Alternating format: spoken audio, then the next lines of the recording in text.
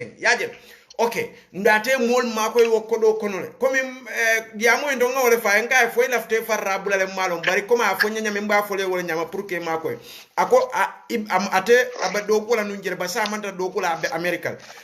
komi amafo nyatle korda sanga konye sai ni mo ba do ko la no masakunda ay kodo sunyanda korda sa wo kodo do sa bota masakunda do ko la abe america for example so sa a telephone ay tubo sey kwata sunyaro kala kote ke mol mi alon koy be banku deda ko to alafta kafula wolle fe ka banko deda sa en fomunem abe murnale kala kordañin ka foka te wo kodo nyi sunyala ka wose ndi ban ay ko ku binke kana be fo ban wo ko lay na kafu dedar lal fe wala fo sa mbida wo tubo sey woto banko be la kodo nyi na for example fo ala yam fata wala le ban bawo sa te ngani senen le pour ka kafu dedar lal fe c'est ko malon fo je moy bakana ni ma moy nga senka yino nam ñinin karo koytale comme ate bankola na folo abe non do ku bundal to ay na folo taje ayake haji jamaati abe wol kono ka kordallo thank you ha so bar birin silabe tembo men koten okay birin kordani lota sai birin kordani lota te fonyole for example birin kordani lota aka misalo tani mole la barako ate fongo tata do ko la jela mafo nya atelemde bar ko ma misalo tani mole la barako ate fongo tata do ko la government kono jele so sai ate mi ya jakal mi ya confuse comme ni moye kodo nyin sunya government atata kordalo wala seko alla jarale mbana la dimbal be sirinje abe na durando mo la for example so anata tubi atata america anata tubi ala fta kafula de dar lalfe so wo kunya ko la confuse fo coming abe kordani sendele wala bafla mo li ate mari tata sunya ro la bang wala ila akhirih Sheikh Yusuf baraka baka ñin karo ñin sani atale okay ñim beden ning tubole la meñalon ka beden ning adama dingo ñung adama dingo anon adama dingo tema okay ñim man tara den ning ini mari yo tema ala bawo tubo bunda mina fota la jele insha Allah ka ta kono tubo ning aya tara junubo be den ning adama dingo ana mari yo le tema sharti sabale be oto sharti folo wo tubo me alon kay mari kake ye fonyala ning aya tara te ka dolol min e fonyo dolola wala ma sharti folode ning aya tara ite mari ka fanyala fo ye fonyo fanya fola ning aya tara ite mari ka ribele domo ye fonyo riba domo ning aya tara ka jeno leke ye fonyo jene domo la kuriya mengo men ning aya tara te kake adunga bening ala le tema ko men nyonyol bete nyamen ani men ni wol tunta a sharto folo ye fonyala sharti fala nyam Sheikh Yusuf wala mu amari ay nimi samunantin na ku ketabulo wo kamala nin tumo tuma hakilo ye ala kukurungol ma akamari sondomo jija falamo saje ko wato dola nyaaje sibo wato dola asondomo simma silang wato dola sa ko jija fan nin kamala e miranu jurbo dol men ketalbul wol mo nimi so taman serolde sharto sabanyo Sheikh Yusuf wol minti ko an yazima alla yauda ilayhi abadan amari wakil ko ate murlaw junbo kan koteke nenyin shartolo timmata ni mari tema junbo mengo men to doron e kanyin tubole tola tawbatan nasuhan la ko me anaka alquran ko nyame par sa nin aya tara ko me taka men nyin katen yi hakolu men junbo men ke abeni adama di wol tema wo tubo be kala nyaadi le nyim badi mala nyin karo be den wol ay banko la na fololeta aya sunya ay kordal lo wala misal fe ay motolo sangala misal fe ay molu de mala sila te mari botaw buro ku bunna ta man taraje animi sataw ko nyina lafta tubila be tubila nyamen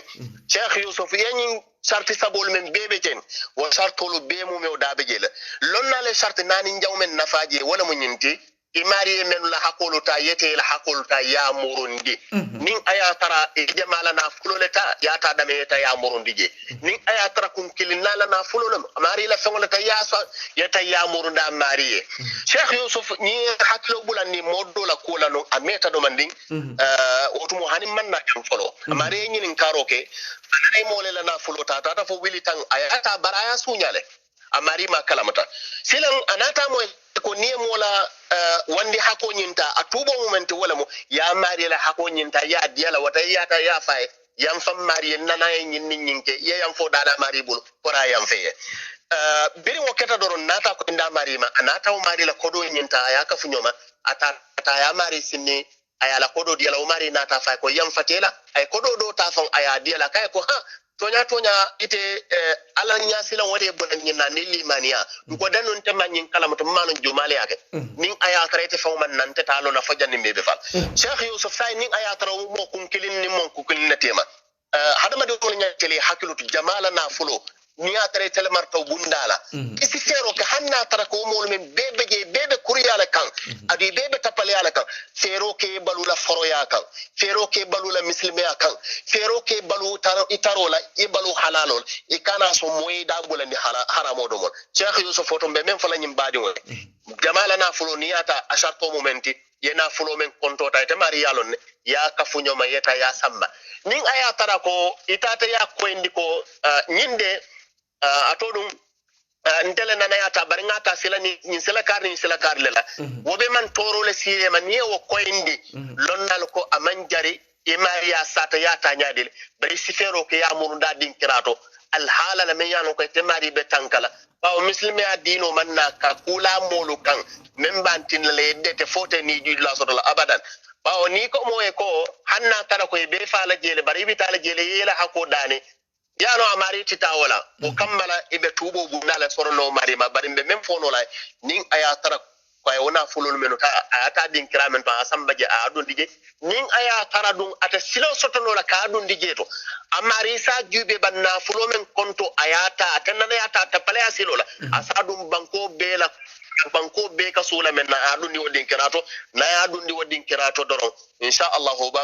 obamari wasalal wallahu ta'ala a'lam. Okay, yo sego say atuda je nyinin kar sabanyo mse dum programme ko no kadum na minul tambida nyin dunda nyinul bul nyoto lat ne nyinin kar okay. So dol fanan ko nga layno bula pour moli école ke nko ente layno bulala karun dol fon katato wala kaje ni layno bula programme o kana tinyale wato nyin kana fengo so ni lumimbe halaka programme silsila nyin tata fa kacha banda mbinale special ka layno yele minul be kacha nga man nga fo sego audio to kurun se layno bula wala mol se nyin karo ke ro kacha etenden kodi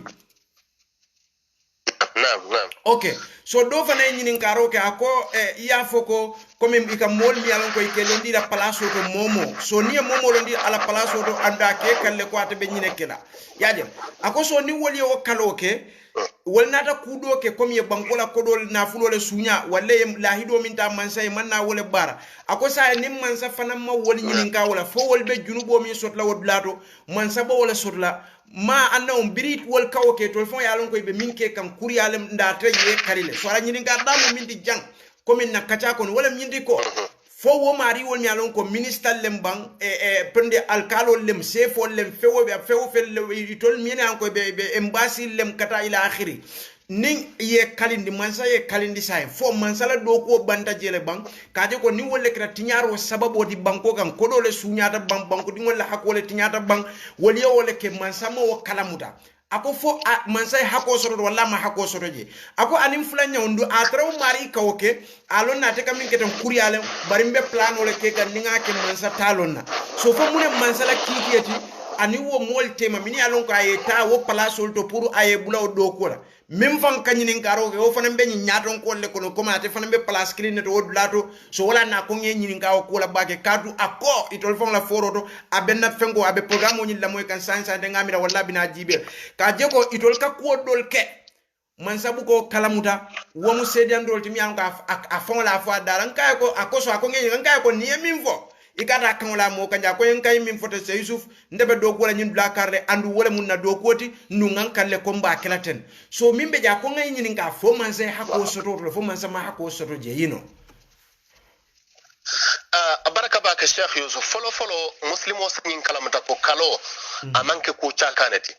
ike kalimen na o ma ko jube bang ni kali wala ko menna e mari nyanta fero kelale yow ko nyin ye kan o kantaje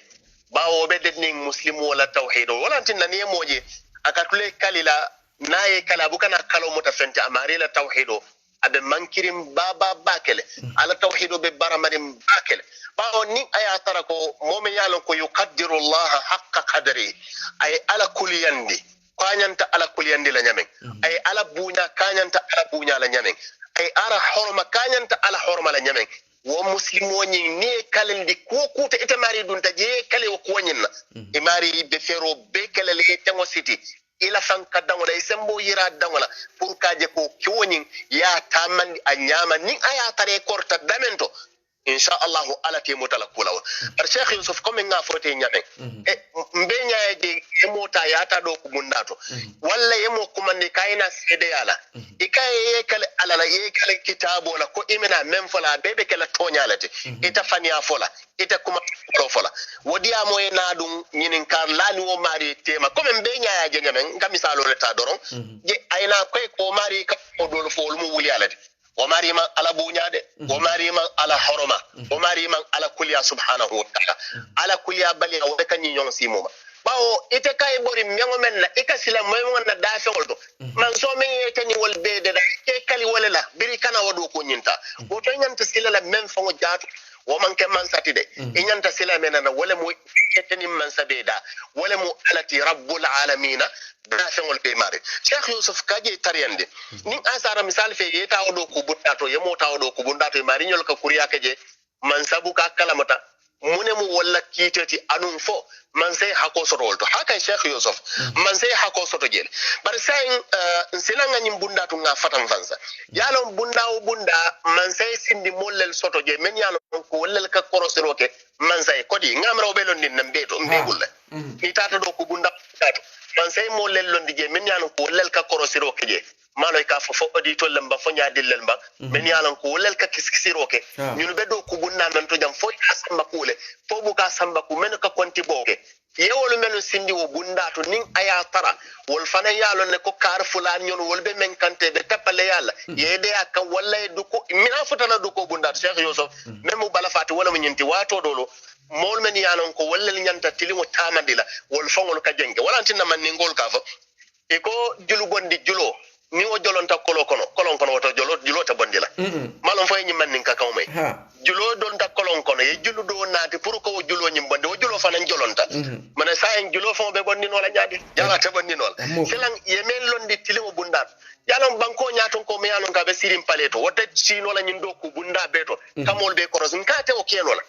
man sakilin nanama o keno dunia kono ya fam la katara ila do kulal korosila o mo ala doro ne la man ko to subhanahu wa ta'ala wala antin nante ko ntol muslimul memben dahandila wala mu ala nya silawati ala nya silaw nyobe mu wululan sonno mo kono alin sufolto wala mu arraqabatu dhatiya wala mu momo e ke fansum polisote enin ala tema ye ke fansum polisote enin bankola do ko bundado enin bankola na fuloto enin bankola palasote enin bankola makamoto nin nyin katato no be deyal ndadal Cheikh Yusuf ka jabi hani kabi wala mu nyinti nin ayatara yaw kuriya ka wulato man sama kalamota walla man say sindi molu men sindi wo fananto wulato wol fanam ma kalamta ko kar nyele kuriya lake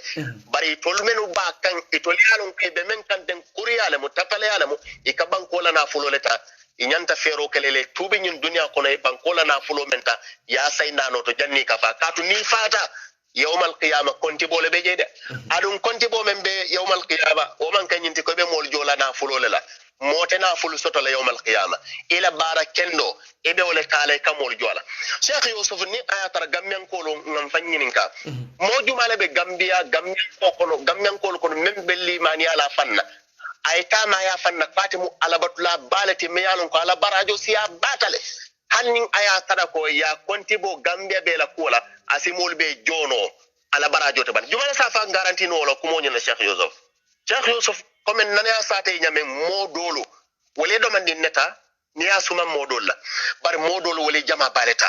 bari ko kilimbeje gam muslim wala signol wala mo jamala na fuluni wata iman do man nintade de iman domandinta hanna tara dala sole ma manke domandinti munanti na manke domandinti ka tu yemen la hakota isiya batale adun konti bole nyinde wala be nyin kulbe kon wala na kila ala ko kila sallallahu alaihi wasallam mo may yaghlul mo moy